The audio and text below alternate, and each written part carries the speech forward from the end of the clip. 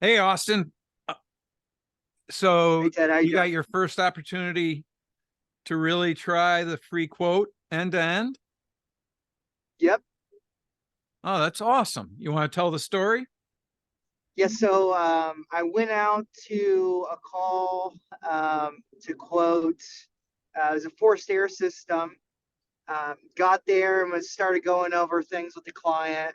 Um, he had a couple curveballs that he threw at me, but at the end, it ended up being a really good experience. So the client had a couple other competing bids that he was real transparent about from the start. So he was kind of married to certain specifications that he wanted in regards to equipment. So Oh, so certain what sizing. he got there and right away he started giving you his specification? Yeah, he let me kind of get into it a bit, and then straight away, kind of, about 5 to 7 minutes into it, said, I want an 80,000 BT furnace and a 3-ton heat pump. And had certain types of equipment, being single and two-stage equipment, that he was wanting me to quote him. So So he had a somebody real good else idea. had helped him build a specification before you, or through his Yeah. prior shopping he'd realized. So I want to make mention here that we think asking people if they have a specification right up front is probably a change we're going to make to the free quote process, so that when Mhm. you get there, if somebody tells you, I'd like quotes from both single stage and two stage equipment, um, that going in, and you can you know pick up your tempo and maybe go straight to static pressure or what have you. Yeah, which is kind of what I did. So I made sure to document that in the software that we use. So documented the client, you know, had certain equipment that he wanted me to quote him in regards to sizing and things of that nature. And then I had him watch the duct pressure video. Oh, Um, so so so let me just, did you send him a what to expect email? I actually did not. So this was dropped on you short notice. Yeah, yeah, Okay. pretty much. So he was open, but he was open to looking at the 70-second video. Yeah, yep. Okay, so go ahead. I'm sorry.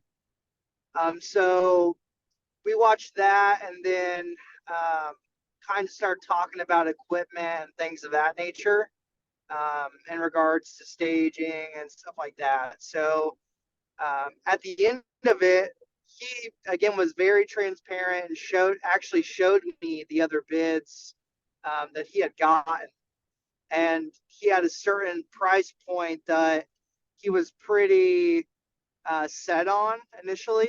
So he's pretty Um, firm on a budget.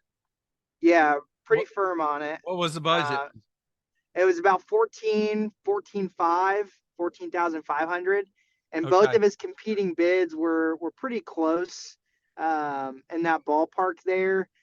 Some were a bit off. The main difference I found in the bids were the warranties that the other companies were offering. Like one company offered 10-year parts, 1 year labor, and then the other company offered a little bit more of a labor warranty. I believe it was 5 years. Okay. So uh, I ended up quoting. I went ahead and still showed him the pricing for the 5 stage and the green speed options, and it ended up being.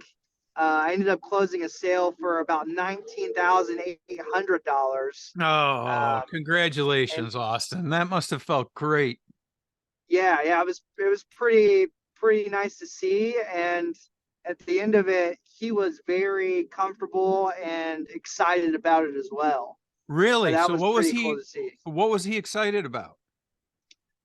So we offer a little bit more of a warranty there, so that's something that he was really intrigued about. Okay. But then going over the advanced equipment, right?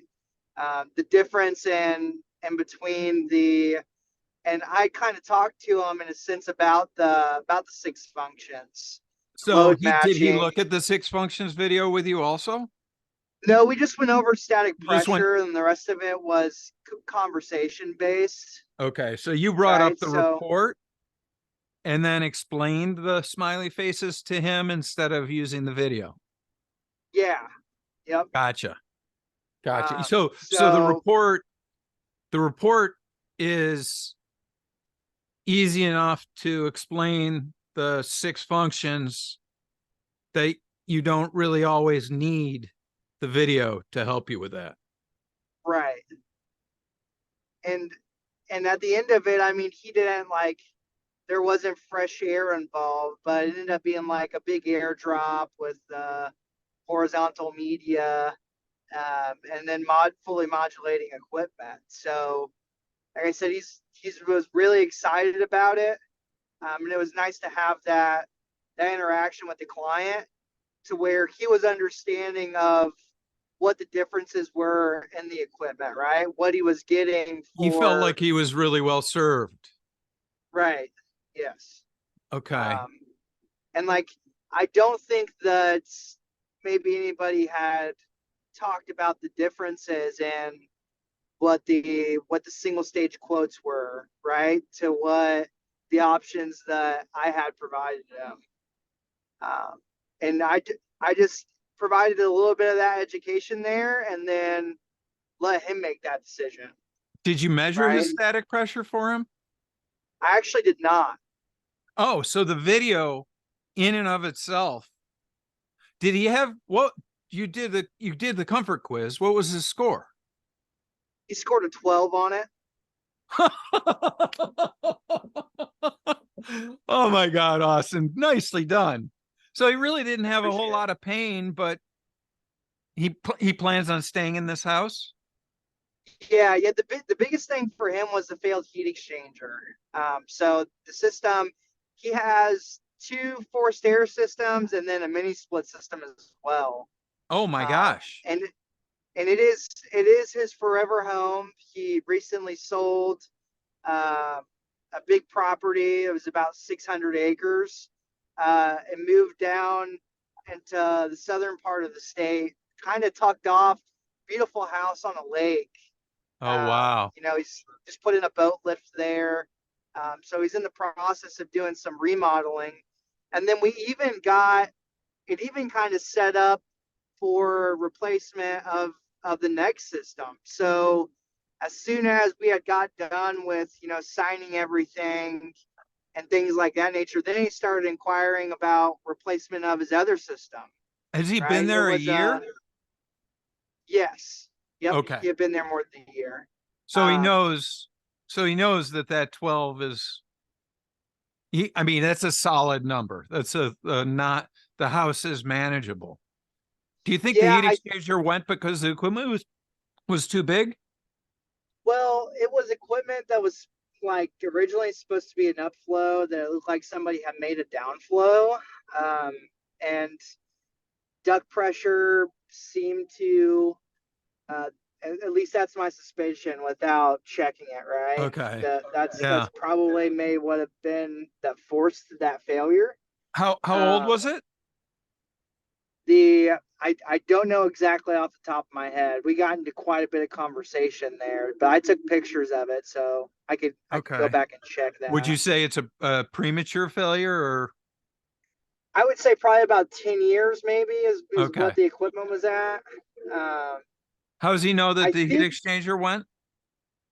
I think a different company had told him that the heat exchanger had failed. Okay.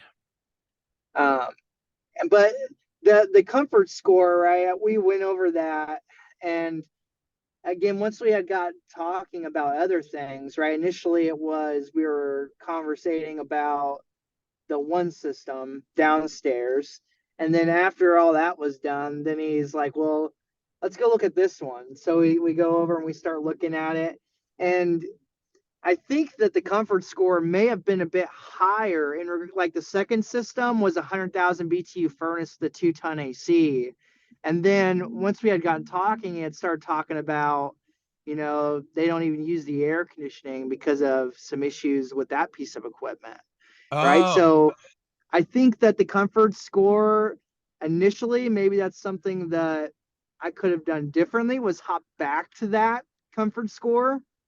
right. Because so what's your comfort Once we had score went to the upstairs? second, right? And that's something that I didn't really get into. At that point, he just kind of wanted to, for the meantime, leave that equipment and in his words, basically run it till the brakes fall off was what was said, Yeah. and then revisit and replacement at that time. Okay. So did he go straight heat pump or is this a hybrid? Dual fuel, heat Okay. pump, gas furnace. So maybe the upstairs one, you get him to go straight heat pump and he could get reheat on it. And then, Yeah. and then Bob's your uncle. Yep. Um, well, that is so awesome to hear. Um, just so that everybody listening to this understands, you are salesperson 2, not salesperson 1. Yeah. So as far as you know, experience and understanding, you're kind of more towards the black belt level. But do you think Mhm. if you had just been a salesperson and you knew the Sandler stuff, um, this could be very similar? I mean, you didn't break out the blower door. No, no. I think yes. It's amazing seeing how much a 70 or a 90-second video um, provides clarity to the client, right?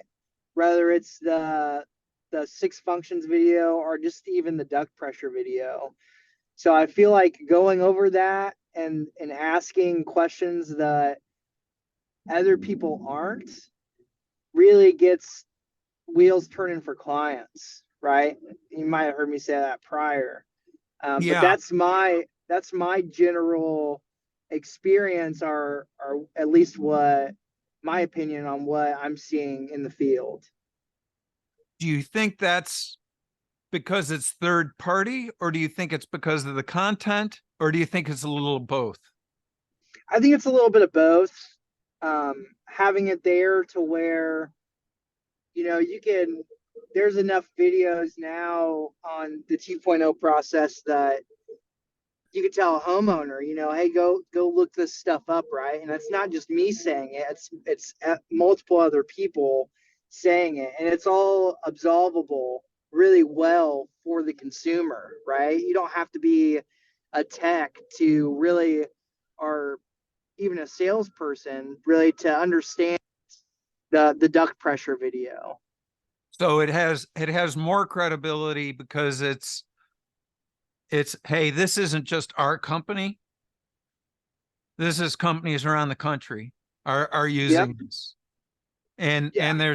there's tons of content and it's very transparent. You can go in and you can see what other salespeople are learning, and what other consumers are learning. Um, yeah, well, that's exciting. Thank you Yeah. Yeah. very It was much. really nice. Yeah, and so does it get you excited for more free quotes? Yeah, absolutely. I mean, that was it's it's really it's really easily implementable, if that's a word even, right? It's easy to implement. So you think that the guys that are in this that are salesperson 1 could learn this and deploy it, or do you think how hard is it going to, like, if there are other people in your company that want to use a regular process over and over again instead of doing shoot from the hip, um is it going to be too hard for them, too hard for some of them? Do you think this will, like, is it going to That's be hard to get the company to move? that's the other beautiful thing behind it is all you have to do is read, right? Like all I had to do is there's there's an option in the software to turn the hints on, right? So the hints even kind of break things down to you to where you can just read it, and then you're just having that adult to adult conversation with the client, Oh, right?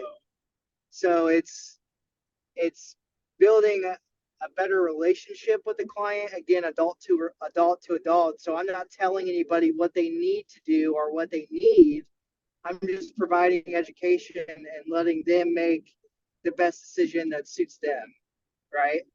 So it's very easily doable because all I'm doing is essentially I'm reading a script in a sense, right? I have a little bit more of the knowledge because I'm the salesperson too, running mainly comfort consults. But even so, if I weren't and I was just salesperson one, again, all I would have to do is read and maybe practice it a few times to where I'm comfortable and get a sense on how I want to relay the information. But even if not, all I have to do is read what's there, and I'm getting good information from the client to again help guide them in whatever decision they choose to make. and in this case, you've documented all that you need to document to responsibly avoid responsibility for things that the client has opted out of as well, Yes, which correct. in my mind, if I was in management, that's a really big benefit because it's going to help you avoid all those warranty. Like you're running a lot of warranty claims for poorly made sales. Is that correct? Yeah, I have. Yes, I've ran warranty calls for those. And Yes. you have to replace equipment because um, the company has taken responsibility for making changes to the people's size. Yeah, typically it involves in reducing sizing of the equipment, which leads to replacement. Yeah, so getting the wrong size. Yeah. Um, But even in this case now, right, the options were presented to the client, and in this specific instance, he had his mind set on what he wanted, right? So just documenting that and then giving him options from there, and he made that decision on his own, right? There right. was no There wasn't me telling him this is what you need to do or anything of that nature. It was this is what you want. Okay, I'm going to give you a little bit of education here. Let's watch this video, and then I can help guide you in making whatever decision it is that you'd want to do. It sounds like he went from kind of, I mean, it sounds like a very expensive house, and it sounds like 14,000 was a budget number that he had kind of come up with through comparables as opposed to actually having limitation on his financial resources. So Yeah, it sounds like he was not excited about this. This is sort of like taking out the garbage, mundane task, and you turned it into something that he was excited about because yeah, he didn't realize um, the difference between crappy equipment and great equipment. yeah. Um, that's fantastic, Austin. Well, I think this is going to be a great stopping point.